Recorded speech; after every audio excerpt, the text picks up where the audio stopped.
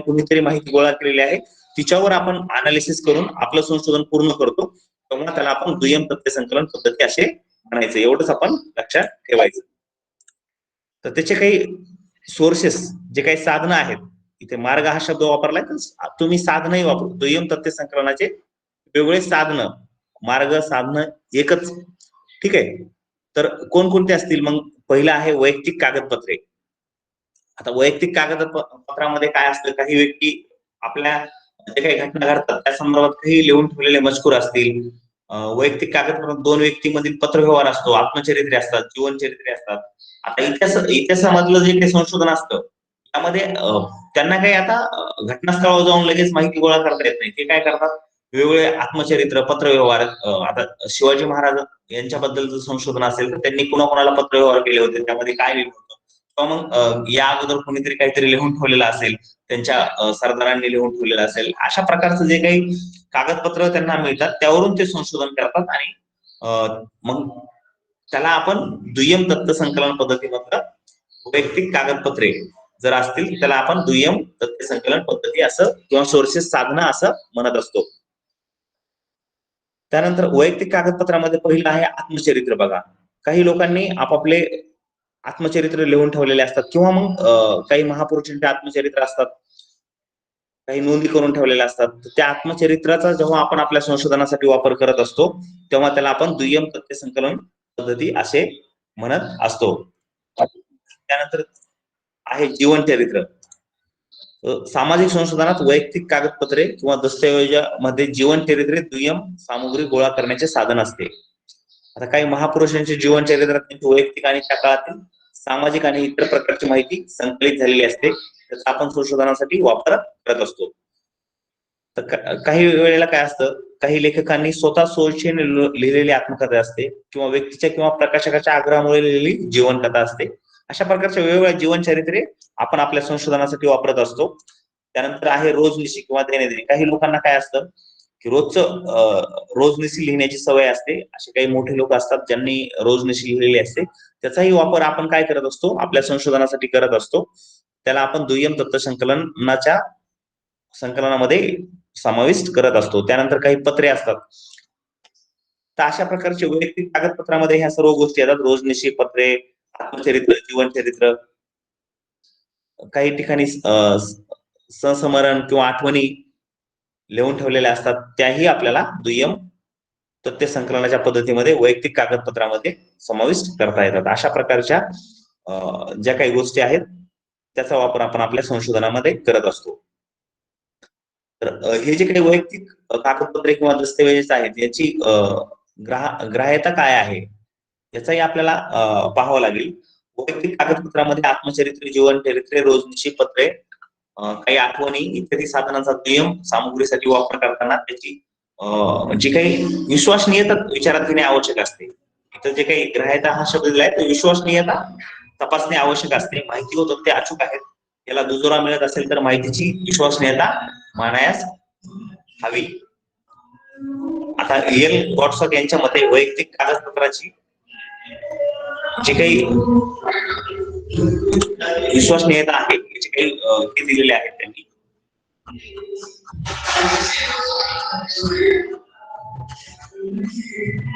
तर एवढं आपल्याला लक्षात ठेवायचंय की बाबा दुय्यम तथ्य संकलनाच्या विविध जे काही मार्ग आहेत त्यामध्ये वैयक्तिक कागदपत्रे आहेत. वैयक्तिक कागदपत्रामध्ये काय तर आपण जे काही पाहिल्या वेगवेगळ्या पद्धती, काही लोकांनी जीवनचरित्रे, आत्मचरित्र लिहून ठेवलेले असतील, त्यांचा वापर आपण आपल्या संशोधनामध्ये जेव्हा करत असतो तेव्हा त्याला आपण दुय्यम तथ्य संकलन पद्धतीमध्ये वापर केला असं म्हणत असतो.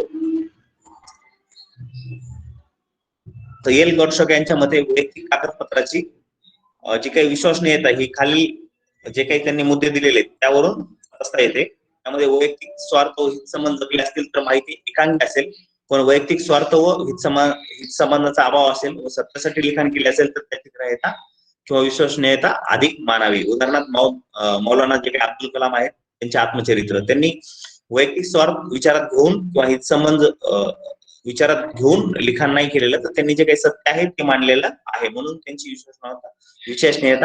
विश्वसनीयता अधिक मानली जाते. त्यानंतर दुसरा आहे वैयक्तिक कागदपत्रे निपक्षपाती व वस्तुनिष्ठपणे लिहिलेले असेल तर ती ग्राह्य मानावी, परंतु निंदनालयास ती प्रौढी असेल तर ग्राह्यता मानू नये. उदाहरणार्थ अरुण लिमयेचे क्लोरोफॉर्म हे आत्मचरित्र. अशा प्रकारे काही लोक काय करतात, कुणाची तरी निंदा नालस्ती करायची आहे म्हणून काही लिहितात, तशा गोष्टीची ग्राह्यता मानू नये ना आपण ते त्याचा वापर कितपत करावा हे पण आपण आपल्या संशोधकाने स्वतः ठरवलं पाहिजे. त्यानंतर तिसरा आहे वैयक्तिक कागदपत्रामध्ये सर्व परिचित घटना असतील तर ग्राह्यता असते, परंतु विसंगत माहिती असेल तर ग्राह्यता मानू नये. जर का वैयक्तिक कागदपत्रामध्ये आपल्या सर्वांच्या परिचित घटना असतील तरच त्याची विश्वसनीयता असावी, आणि त्या जर विसंगत असतील तर त्याची विश्वसनीयता मानू नये. असं जे काही लेखक आहेत एल गॉडशॉट यांच्या मते वैयक्तिक कागदपत्राची जी काही विश्वसनीयता या गोष्टीवर अवलंबून असते. ते 4-5 मुद्दे त्यांनी सांगितलेले आहेत. तर वैयक्तिक कागदपत्रामध्ये प्रसंगोपात माहिती दिलेली असते. अशी माहिती तटस्थपणे लिहिलेली असेल तर ग्राह्य मानायला हरकत नाही. तर अशा प्रकारचे हे 5 मुद्दे जर का व्यवस्थित असतील तरच त्याची विश्वसनीयता अचूक आहे असं आपण मानू शकतो.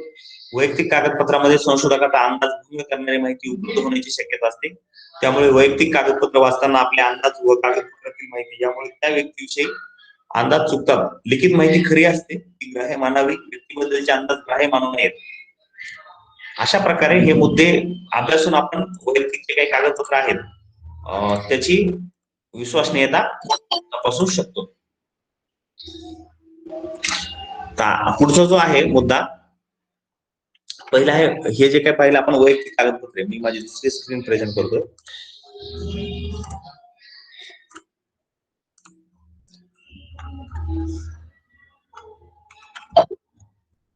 जे काही वैयक्तिक कागदपत्रे किंवा दस्तऐवज आहेत त्याच्या काही मर्यादा पण आहेत. तर वैयक्तिक कागदपत्रे उपलब्ध होणे ही एक अडचण असते. आता बऱ्याचशा ठिकाणी आपण बघतो किंवा प्रत्येकच लेखकाने किंवा प्रत्येक ठिकाणीच वैयक्तिक कागदपत्रे उपलब्ध असतील असं होऊ शकत नाही. त्यामुळे आपल्याला काही वेगळ्या पद्धतीने वापराव्या लागतात. वैयक्तिक कागदपत्रे यांची विश्वसनीयतेचा प्रश्न असतो. वैयक्तिक कागदपत्रे यामध्ये पूर्वग्रहाचे प्रतिबिंब असते. अशा प्रकारचे काही मुद्दे आहेत जे त्याच्या मर्यादा स्पष्ट करतात. काही वेळेला काय असतं, वैयक्तिक कागदपत्राची वैफल्यातून लिखाण झालेले असते. वैयक्तिक कागदपत्र निपक्षपातीपणे लिहिले असण्याची शक्यता नसते, त्याची पडताळणी करता येत नाही. या सगळ्या मर्यादा आहेत. तरीही आपल्या संशोधनाच्या अनुषंगाने आपण संशोधकाने विचार करून की हे जे काही त्याच्या अचूकता तपासून त्याचा वापर करणे आवश्यक असते. जिथे आवश्यक असते तिथे करावा. त्यानंतर वैयक्तिक कागदपत्राचे महत्व काय आहे. वैयक्तिक कागदपत्रे तुलनात्मक दृष्ट्या अधिक विश्वसनीय असतात. आता काही वेळेला वैयक्तिक कागदपत्रे खूपच विश्वसनीय असतात, कारण त्या व्यक्तीनं आपल्या विश्वसनीयतेने लिहिलेले असतात. पण काही वेळेला असंही होऊ शकतं की काही लोक असे असतात जे चुकीचं लिहू शकतात. मग आपण ते ओळखून आपण जे काही अचूक आहेत तेच वापरले पाहिजेत. वैयक्तिक कागदपत्रे विचार, मनोवृत्ती, प्रवृत्ती, भावना समजण्यास उपयुक्त असतात. आता जे काही राजे महाराजे असतील किंवा चांगले महापुरुष असतील, त्यांनी लिहून ठेवलेले जे काही वैयक्तिक कागदपत्रे आहेत त्यावरून त्यांचे विचार करतात, त्यांची मनोवृत्ती, प्रवृत्ती, भावना समजण्यास उपयुक्त ठरतात. त्यामुळे त्याचा जर आपण संशोधनासाठी वापर केला तर निश्चितच आपलं संशोधन जे काही निष्कर्ष आहेत ते चांगल्या पद्धतीचे येऊ शकतात. वैयक्तिक कागदपत्र त्या काळातील घटना, प्रसंग, परिस्थिती समजण्यास उपयुक्त असतात. आता इतिहासामध्ये जेव्हा संशोधन केलं जातं त्यावेळेला आपण पाहत असतो की त्यांना मागच्या काळातील घटना, प्रसंग आणि परिस्थिती समजून घ्यायची असते. त्यामुळे वैयक्तिक कागदपत्रावरून ती व्यवस्थितपणे कळण्यास मदत होते. वैयक्तिक कागदपत्रामुळे सामाजिक, आर्थिक, धार्मिक, राजकीय, नैतिक, शैक्षणिक, सांस्कृतिक आणि इतर घटनांचे आकलन होण्यासाठी उपयुक्त ठरतात. आता ऐतिहासिक जरी घटना असतील तर वैयक्तिक कागदपत्रावरून त्या ऐतिहासिक घटना कळण्यास मदत होते. त्यावेळेची पण आर्थिक काय, धार्मिक काय, आर्थिक काय, राजकीय काय, नैतिक काय, शैक्षणिक काय, सांस्कृतिक कशा प्रकारचं परिस्थिती होती हे समजण्यास आपल्याला उपयुक्त ठरतात. वैयक्तिक कागदपत्राद्वारे गोपनीयतेमध्ये प्रकाशात आणणारी असतात. त्या इत्यादीमुळे वैयक्तिक कागदपत्रे दुय्यम सामुग्री गोळा करण्याचे महत्वाचे साधन मानले जाते. अशा प्रकारचे काही मुद्दे आहेत ज्या मुद्द्याच्या सहाय्याने आपण पाहू शकतो वैयक्तिक कागदपत्रे हा महत्वाचा स्त्रोत आपण मानू शकतो. त्यानंतर दुसरा आहे, माझा आवाज येतोय ना सगळ्यांना? ठीक आहे विजय, माझा आवाज येतोय? हो सर, आवाज येतोय तुमचा. हा, तर अशा प्रकारे दुय्यम तथ्य सामुग्रीमध्ये वैयक्तिक जे काही वैयक्तिक तथ्य सामग्रीमध्ये वैयक्तिक जीवन चारित्र्य असतील, आत्मचरित्रे असतील, अशा प्रकारचा उपयोग केला जातो. वैयक्तिक जे काही कागदपत्र वेगवेगळे आहेत त्याचा वापर केला जातो. आता दुसरं जे आहे ते आहे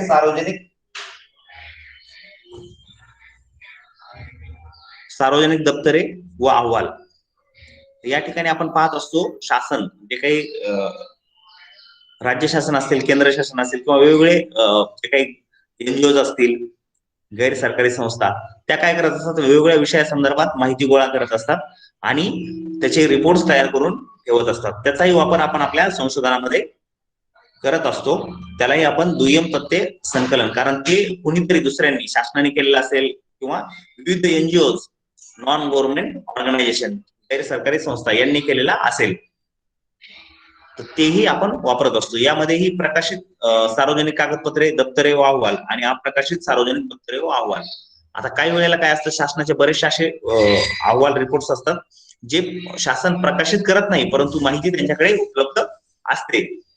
तर अशा प्रकारचे काही जे काही अहवाल, रिपोर्ट्स आहेत त्याचा आपण वापर करू शकतो. काय किंवा काही ऑफिस मधली माहिती, थोडक्यात काय, ग्रामपंचायत असेल, पंचायत समिती असेल, जिल्हा परिषद असेल, त्यांच्याकडे वेगवेगळ्या योजनांची माहिती उपलब्ध असते.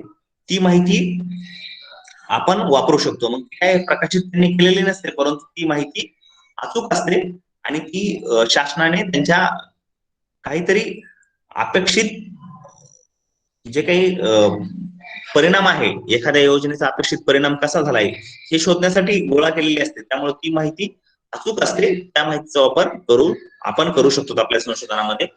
त्यानंतर प्रकाशित म्हणजे काय, शासन काय करत असतं, वेगवेगळे रिपोर्ट्स तयार करत असतं. प्रत्येक योजनेचा रिपोर्ट प्रकाशित करत असतं, पब्लिश करत असतं. त्याचा वापर, त्याशिवाय जे काही एनजीओ आहेत त्याही वेगवेगळ्या कारणाने आकडेवारी गोळा करत असतात. त्याचा वापर आपण आपल्या संशोधनामध्ये करत असतो.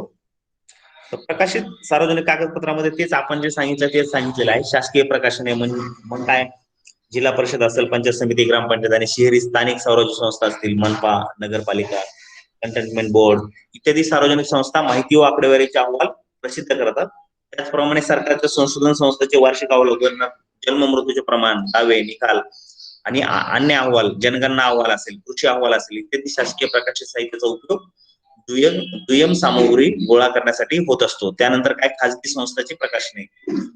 देशातील विविध खाजगी संशोधन संस्था आपले वार्षिक अहवाल नियमितपणे प्रकाशित करत असतात. त्यांचा संशोधकाला संशोधनासाठी दुय्यम सामग्री गोळा करण्यासाठी उपयोग होतो. उदाहरणार्थ उद्योगधंदे असतील, कामगार संघटना असतील, सहकारी संस्था असतील, सहकारी बँका असतील किंवा वेगवेगळ्या बँका, ह्या आपल्या बँका पण जे काही व्यापारी बँका आहेत त्यांचे पण अहवाल आपल्याला जर बँकिंग क्षेत्रामध्ये काही संशोधन करायचं तर उपयोगी पडतात. आपलं संशोधन विषय काय आहे, त्यावरून आपण कुठून माहिती गोळा करायची, कोणते दुय्यम तथ्य संकलन करायचं आणि कोणत्या पद्धतीचं प्राथमिक तथ्य संकलन करायचं याचं आपल्याला ठरवावं लागतं. त्यानंतर तिसरं आहे अभिलेखे. देशातील सरकारी, निमसरकारी व खाजगी संस्था आपल्या दैनंदिन कामासाठी विविध प्रकारची माहिती व आकडेवारी, त्यांचा अभिलेख, रेकॉर्ड तयार करतात. त्याचा वापर संशोधकाला दुय्यम सामग्री गोळा करण्यासाठी करता येतो. उदाहरणार्थ काय, तर फौजदारी गुन्हेगाराचा रेकॉर्ड, सामाजिक गुन्हेगारीचे चित्रण करता येते. विविध सभाचे वर्तन, चर्चा, सत्राचे वर्तन, लोकसभा व राज्यसभा, विधानसभा व विधान परिषद, सरकारचे विविध आयोग, समित्या, अशा प्रकारचे वेगवेगळे दुय्यम सामग्री मिळवण्याचे वेगवेगळे मार्ग आहेत. ते मार्ग तुम्ही वापरू शकता. त्यात काय, आपले जे काही ग्रामपंचायत असेल, पंचायत समिती, जिल्हा परिषद यांच्या ठिकाणी जे काही ग्रामसभा होतात, जिल्हा परिषद मध्ये वेगवेगळ्या मीटिंग्स असतात, सभा असतात, आमसभा असते जिल्हा परिषद मध्ये, तर तशा जे काही त्यांचे लिखाण असतं त्याचाही वापर तुम्ही तुमच्या संशोधनामध्ये करू शकता. मासिक, पाक्षिके, साप्ताहिके व दैनिके. आता तुम्हाला माहिती, वेगवेगळे मासिक, प्रत्येक महिन्याला योजना नावाचं मासिक असेल, योजना आहे, कुरुक्षेत्र आहे, त्यानंतर महाराष्ट्र शासनाचं लोकराज्य आहे. अशा वेगवेगळ्या मासिकांचा तुम्ही तुमच्या संशोधनासाठी आधार घेऊ शकता. त्यानंतर वेगवेगळे वर्तमानपत्र आहेत, साप्ताहिके आहेत, दैनिके, अशा सगळ्या गोष्टीचा तुम्ही तुमच्या दुय्यम तथ्य संकलनामध्ये वापरू शकता. त्यानंतर चरित्रे असतील,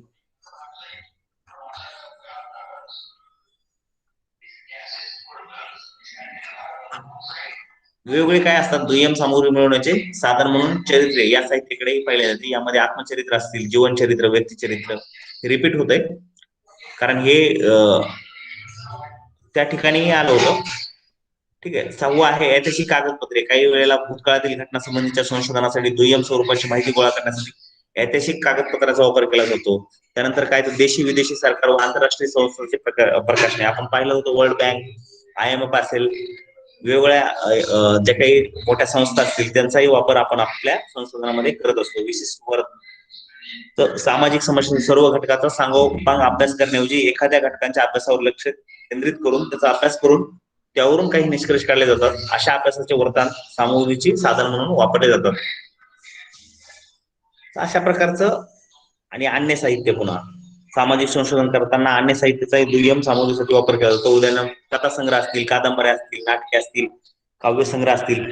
तर हे काय कादंबऱ्या, नाटके, काव्यसंग्रह, गीते, चित्रे, लेख संग्रह, तर याचा वापर जे काही साहित्याचं संशोधन होतं यामध्ये मोठ्या प्रमाणात केला जातो, कारण त्यांचं संशोधन हे साहित्यिक जे काही कादंबरी, नाटके यांच्यावरच असतं. या ठिकाणी आपण तेही त्यांचं दुय्यम तथ्य संकलन आहे असं आपण मानू शकतो. स्वतः जर कादंबरी लिहिली तर ते प्राथमिक तथ्य संकलन असेल, पण इतरांच्या कादंबरीवर टीकात्मक परीक्षण करणे अशा प्रकारचा जर संशोधनाचा विषय असेल तर नक्कीच तो दुय्यम तथ्य संकलनावर आधारित असतो. त्यानंतर अप्रकाशित सार्वजनिक कागदपत्रे, दप्तरे किंवा अहवाल. आता यामध्ये गोपनीय अभिलेखे असतात. शासनाला काही माहिती आकडेवारी गोपनीयतेच्या दृष्टीने प्रकाशित केली जात नाही, अशा अभिलेखे अप्रकाशित स्वरूपात असतात. अशा गोपनीय अभिलेखेच्या संशोधनासाठी दुय्यम सामग्री गोळा करण्यासाठी उपयोग केला जातो. ते वेगवेगळे मग गोपनीय अहवाल असतात, त्याचाही वापर तुम्ही संशोधनासाठी करू शकता. दुर्मिळ हस्तलिखित आहे. काही वेळेला काय असतं, शिवाजी महाराज असतील, छत्रपती शिवाजी महाराज असतील, डॉक्टर बाबासाहेब आंबेडकर असतील, ज्ञानेश्वर महाराज असतील, यांचे जे काही हस्तलिखित असतात हे फार दुर्मिळ असतात. याचाही वापर संशोधनासाठी वापर होत असतो. आणि संशोधन अहवाल आपल्या देशामध्ये जवळपास किती विद्यापीठ आहेत? जवळपास 500च्या आसपास, 500च्या वरती विद्यापीठ आहेत. त्यामध्ये वेगवेगळं संशोधन चालत असतं, वेगवेगळे विद्यार्थी वेगवेगळं संशोधन करत असतात. आणि देशातीलच नाही तर विदेशातील अनेक संशोधन संस्था, विद्यापीठ असतील, संशोधन संस्था असतील, आपले संशोधन अहवाल प्रसिद्ध करीत नाहीत. त्याचप्रमाणे संशोधन विद्यार्थी पदवीसाठी लिहित असलेले शोध प्रबंध अप्रकाशित असतात. याचा संशोधकाला संशोधनासाठी दुय्यम सामग्री गोळा करण्यासाठी उपयोग होत असतो. अशा प्रकारे वेगवेगळे दुय्यम तथ्य सामग्री गोळा करण्याचे विविध मार्ग किंवा साधने आपण पाहिली. तर यामध्ये दुसरं आहे दुय्यम सामग्रीची तपासणी किंवा तपासणी करण्यासाठी किंवा घ्यावी लागणारी दक्षता. आपल्याला जे काही दुय्यम तथ्य संकलन करतोय आपल्या विषया संदर्भात, त्यामध्ये अचूक आहे का हे पण पाहिलं पाहिजे. त्यासाठी काही मुद्दे दिलेले आहेत. पहिला मुद्दा आहे संशोधकाने संशोधन उद्देशासाठी जमा केलेली दुय्यम सामग्री उचित आहे का याचा विचार करावा लागतो. आणि संशोधकाने संशोधन प्रश्नासाठी जमा केलेली दुय्यम सामग्री विश्वसनीय आहे की नाही याचा विचार करावा लागतो. यामध्ये आपल्याला काही मुद्दे विचारात घ्यावे लागतात. पहिला मुद्दा आहे दुय्यम सामग्री कोणी जमा केली, जमा करणारी व्यक्ती किंवा संस्था संशोधन क्षेत्रात विश्वसनीय आहे का याचा विचार करावा लागतो. त्यानंतर दुसरा आहे दुय्यम सामग्री जमा करण्याची पद्धती कोणती होती, ती योग्य होती का. आता एखाद्या विद्यापीठातला तुम्ही एखाद्या संशोधकाने जमा केलेलं जे आकडेवारी ही पाहत असतात, तेव्हा त्यांनी पद्धत कोणती वापरली हे पण पाहिलं पाहिजे. त्यांनी कोणत्या पद्धतीने प्राथमिक डाटा कलेक्शन केलेलं आहे त्यांच्या संशोधनासाठी, आणि ते मग व्यवस्थित केलेलं आहे का, काटेकोर केलं आहे का, अचूक केलं आहे का, ती केव्हा जमा केली, त्या प्रश्नाची सुसंगत, ती आजच्या प्रश्नाशी सुसंगत आहे का, हे सगळ्या गोष्टीचा आपल्याला विचार करावा लागतो. किंवा मग ती जी काही दुय्यम तथ्य संकलन केलंय ते पूर्वग्रह दूषित मनाने जमा केलेली आहे का, ती असेल तर ती आपल्या काही कामाची नाही, नसेल तर आपल्याला नक्कीच ती उपयोगी आहे.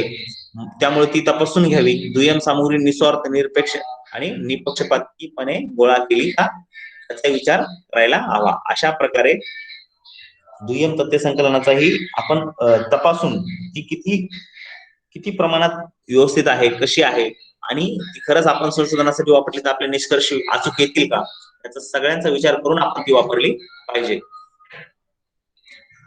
तर दुय्यम सामग्रीची उपयुक्तता किंवा महत्व, जी काही आपण सेकंडरी डाटा कलेक्ट करतोय त्याची उपयुक्तता काय आहे, उपयुक्तता किंवा महत्व काय आहे हे आपल्याला पाहायचंय. पहिला मुद्दा आहे दुय्यम सामग्रीच्या सहाय्याने संशोधकाला माहिती व आकडेवारी उपलब्ध होते, दुसऱ्या संशोधकाला उपयुक्त ठरते. उदाहरणार्थ देशाच्या आर्थिक विकासासाठी जमा केलेली आकडेवारी देशातील शेती किंवा उद्योग विकासाच्या संशोधकाला अभ्यासासाठी उपयुक्त ठरते. तर पहिला मुद्दा जो आहे तो आहे जी काही आकडेवारी दुय्यम सामग्रीच्या सहाय्याने संशोधकाने माहिती आकडेवारी उपलब्ध होत असते, दुसऱ्या संशोधकालाही उपयुक्त करत असते. त्यानंतर दुसरा आहे दुय्यम सामग्रीच्या सहाय्याने संशोधकाला नमुना निवड करता येते. आता तुम्ही मागच्या स्टडी रिव्ह्यू ऑफ लिटरेचर यासाठी केलं जातं. मागच्या जे काही अभ्यास आहे त्याचा अभ्यास आपण जे करत असतो आपल्या संशोधन प्रश्नाशी संबंधित, यासाठीच करत असतो की आपल्याला जे काही नमुना निवड करायची आहे त्याचा निर्णय आपल्याला घेता येतो. यासाठी दुय्यम सामग्री महत्वपूर्ण आहे. त्यानंतर तिसरा आहे दुय्यम सामग्रीच्या सहाय्याने संशोधक आपल्या प्राथमिक सामग्रीची पुष्टी मिळावी म्हणून प्रयत्न करतो. दोन्ही संशोधक दोन प्रकारे माहिती गोळा करीत असतील तर दोघांची माहिती एकमेकांना पूरक स्वरूपाची असते, त्याप्रमाणे पुष्टी देणारी असते, तेव्हा दुय्यम सामग्रीचा दुसऱ्याला नक्की उपयोग होत असतो. तर असं आपण म्हणू शकत नाही की फक्त प्राथमिक तथ्य संकलनच करावं तेच उपयुक्त आहे, तसं नसून आपल्याला दोन्ही प्राथमिक आणि दुय्यम या दोन्हीचा संयोगाने किंवा दोन्हीचा वापर करून आपलं संशोधन कसं परिपूर्ण होईल याकडे लक्ष द्यावं लागतं. चौथा मुद्दा आहे दुय्यम सामग्रीच्या सहाय्याने संशोधकाला ऐतिहासिक घटनांचा अभ्यास अथवा संशोधन करण्यासाठी उपयुक्त ठरत असते. उदाहरणार्थ आर्थिक सुधारणांचा अभ्यास करण्यासाठी ऐतिहासिक आढावा घेऊन आर्थिक सुधारणांचा उगम, विकास, सद्यस्थिती, प्रश्न, उपाय इत्यादीचा अभ्यास करण्यासाठी दुय्यम सामग्री उपयुक्त ठरते. काय होतं, जेव्हा आर्थिक सुधारणांचा अभ्यास करत असतो त्यावेळेला मागच्या घटनाही आपल्याला काही पाहावं लागतात की विकासास कशी सुरुवात झाली, अशा वेगवेगळ्या जे काही प्रश्न आपल्या मनामध्ये निर्माण होतात त्याचा अभ्यास आपल्याला मागचाही करावा लागतो. त्यावेळेला दुय्यम तथ्य संकलनाशिवाय आपल्याला पर्याय राहत नाही. दुय्यम सामग्रीच्या सहाय्याने संशोधकाला एखाद्या घटनेची निश्चित दिशा ठरवण्यासाठी बदल मोजण्यासाठी प्रयत्न करता येतो. उदाहरणार्थ आर्थिक धोरणाच्या काळातील उद्योगाच्या विकासाचा अभ्यास करण्यासाठी आपल्याला मुक्त आर्थिक धोरणाचा अगोदर झालेला उद्योगाच्या विकासासाठी दुय्यम सामग्री निश्चितपणे उपयुक्त ठरत असते. थोडक्यात काय तर दुय्यम सामग्री गोळा करताना त्याची पडताळणी करणे, उपयुक्त विचारात घेऊन दुय्यम सामग्रीच्या सहाय्याने संशोधनाला पुष्टी देणे संशोधकाला व्यवस्थित व नियोजनबद्ध पद्धतीने करावे लागते. अशा प्रकारे आपण दुय्यम तथ्य संकलनाचे जे काही मार्ग आहेत, साधने आहेत, याची थोडक्यात चर्चा केली आणि त्याचं महत्वही काय आहे. तर दुय्यम तथ्य संकलनाचे महत्व खूप महत्वपूर्ण असे आहे, कारण नुसत्या प्राथमिक तथ्य संकलनावर आपण आपलं संशोधन पूर्ण करू शकत नाही. त्याच्या जोडीला नक्की दुय्यम तथ्य संकलन आपल्याला उपयोगी पडत असते. आतापर्यंत जे काही पाहिलं त्याचा काही सारांश आहे. तथ्य संकलन म्हणजे काय याची व्याख्या आपण मागच्या लेक्चरमध्ये पाहिली होती. तर या ठिकाणी थोडक्यात दिलेलं आहे. अर्थशास्त्रीय संशोधनासाठी माहिती गोळा करणे म्हणजे तथ्य संकलन होईल. कोणत्याही संशोधनासाठी, अर्थशास्त्रीयच नाही तर कोणत्याही संशोधनासाठी माहिती जेव्हा गोळा केली जाते त्यालाच आपण तथ्य संकलन असे म्हणत असतो. तथ्य संकलनाच्या विविध तथ्यांच्या व्याख्या हाच आहे. आपण वेगवेगळ्या व्याख्या मागच्या लेक्चरमध्ये पाहिल्या होत्या. त्यानंतर आहे तथ्य संकलनाच्या प्रकारामध्ये मौखिक पद्धतीने तथ्याचे संकलन केले जाते, त्याचप्रमाणे शाब्दिक पद्धतीने पण तथ्याचे संकलन केले जाते. तथ्य संकलनाच्या किती पद्धती आपण अभ्यासल्या आहेत? प्राथमिक पद्धती आणि प्राथमिक पद्धतीलाच मुख्य पद्धती असेही म्हणतात आणि दुय्यम पद्धती किंवा द्वितीय पद्धती यास दुय्यम पद्धती असेही म्हटलं जातं. जेव्हा संशोधक संशोधनासाठी लागणारी माहिती स्वतः प्रत्यक्षपणे मुलाखत, प्रश्नावली, गणना, सर्वेक्षण या पद्धतीचा वापर करून गोळा करतो त्यास प्राथमिक सामग्री संकलन पद्धती असे म्हणतात. त्यानंतर आपण प्रश्नावली पद्धत पाहिली होती. तर या ठिकाणी त्याचा सारांश दिलेला आहे. प्रश्नावली पद्धत जी आहे ती संशोधनासाठी माहिती व तथ्य संकलनासाठी एक उपयुक्त व महत्वाची पद्धती आहे. दुसरा आहे प्रश्नावली म्हणजे तथ्य संकलनासाठी तयार केलेला एक प्रश्नसंच असतो. या ठिकाणी पण आपण काही व्याख्या पाहिल्या, त्याचे वैशिष्ट्य पाहिले, वस्तुनिष्ठ आणि मग दुय्यम आजच्या लेक्चर मध्ये आपण महत्वाचं म्हणजे हे पाहिलं की वैयक्तिक दुय्यम तथ्य संकलनाचे जे काही साधने आहेत ते आहेत वैयक्तिक कागदपत्रे, त्यामध्ये आत्मचरित्र, जीवनचरित्र, चरित्र, रोजनिशी पत्रे, जे काही आठवणी, काही लोकांनी आठवणी लिहून ठेवलेल्या असतात इत्यादी बाबीचा विचार करणे. आवश्यक असते. त्यानंतर हे पण पाहिलं की वैयक्तिक कागदपत्रे संशोधनासाठी वापरताना त्याची विश्वसनीयता विचारात घ्यावी लागते.